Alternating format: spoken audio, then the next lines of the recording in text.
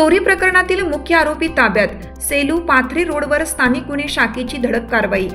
Pathri police ठाण्यात दाखल झालेल्या चोरीच्या गुन्ह्यात स्थानिक गुन्हे शाखेच्या पथकाने प्रभावी कारवाई करत मुख्य आरोपीला बुधवारी दिनांक 24 रोजी ताब्यात घेतलं।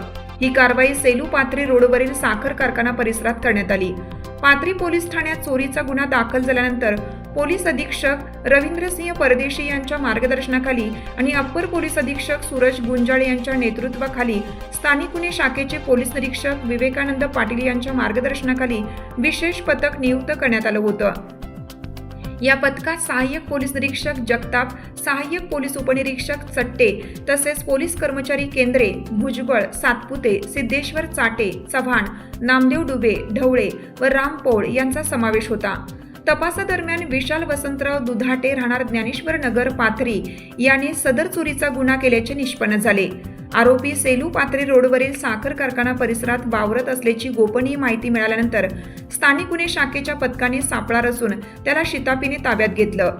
चौकशी दरम्यान आरोपीने गणेश शिंदे, गजानन शिंदे व आयान या सहकाऱ्यांसह मिळून चोरी केल्याची कबुली दिली। गुन्ह्यातील एकूण रकमेपैकी त्यांच्या वाटेला आलेली 10,000 रुपये रक्कम त्यांनी पोलिसांकडे सुपूर्द केली आहे। ताब्यात घेतलेल्या आरोपीस पुढील कायदेशीर कारवाईसाठी पाथरी पोलीस ठाण्याच्या स्वाधीन करण्यात आलं असून उर्वरित 6 आरोपींचा शोध सुरू असल्याची माहिती पोलिसांनी दिली आहे।